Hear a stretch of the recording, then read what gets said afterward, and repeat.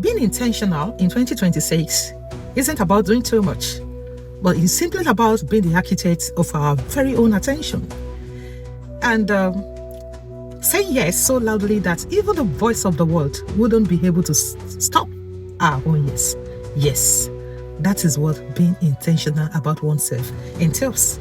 Hello everyone, I am Oluwabukola, also known as Bookie Go Talks, and today I'll be talking about being intentional about ourselves in 2026. A couple of times people tend to mistake self-prioritization as being selfish. Yes, people can misinterpret it by saying you are selfish. I want us to realize that anything we do to tend to our mental well-being isn't selfish, but it is simply about prioritization. When we prioritize ourselves, we are not selfish. It's not assume that I'm okay, my body is fine, I'm not feeling any pain any other place other than headache. Please, let's go to the hospital. Let's have ourselves checked up as at when due. That is number one, prioritizing our physical and mental well-being. And also, let's reduce stress as much as we want, because sometimes, when you stress your body so much, your body tends to want to stop. Your body wants to rest. And some signs, your signs, you'll be noticing some signs. Let's not take all these signs lightly. Let's rest as at when due. It's very, very important, because there are a lot of living corpses out there, and you see people walking not knowing that, they are already dead, because no physical checkup, no medical checkup and all that. Someone will just fall and die. So let's please avoid that in this year. Another point I want us to examine this year is, let's try as much as possible to keep our hearts open. Let's treat issues with levity. Let's assume as if someone just dropped a cotton wool on our skin. We'll literally feel no weight. That is how we should treat people and some issues that can weigh us down this year.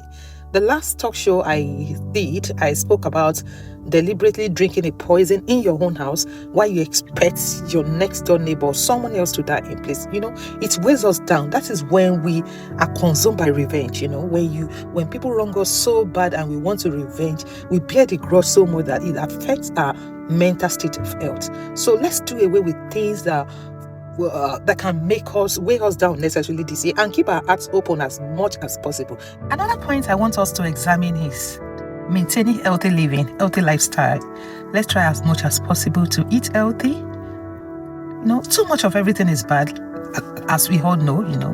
Let's balance. If you have to eat junk at all, balance it. If you have to eat food too much, let's balance everything together. Let's take more of balanced diets, less of frizzy drinks, and let's take more of healthy things this year. It's really going to help us medically, and it's really going to help our health too, our physical health and well-being too. Let's try as much as possible to do that. And also, a nation not governed by law is bound to fail. So let's try as much as possible. Let's have a manual for how we want to spend our life this year. What do we intend to achieve in this year is very, very paramount. Let's reminisce about how we spent 2025. What were we able to achieve from what we wrote down last year? And if we did not write anything down, let's start by writing something down this year. If you failed last year, you can only be a failure when you stop trying. So let's keep trying. Even if we couldn't achieve it last year, that will not make us a failure, or that will not make us feel that, we wouldn't be able to achieve it this year. So let's pen down something. Let's write what we intend to achieve in the new year. As we all know that bad company corrupts good manners. This year, I want us to try as much as possible to surround ourselves with positive people. No matter the kind of aspirations you have, the dream, the plans you have for your life, or the positive things you intend to achieve this year, if you are not with the right fit of people, you are bound to be discouraged, and that way you wouldn't be able to do anything tangible for yourself this year. So if you really want to achieve your aims, your plans, your dreams, and your aspirations for the year, you need to check the kind of company you keep.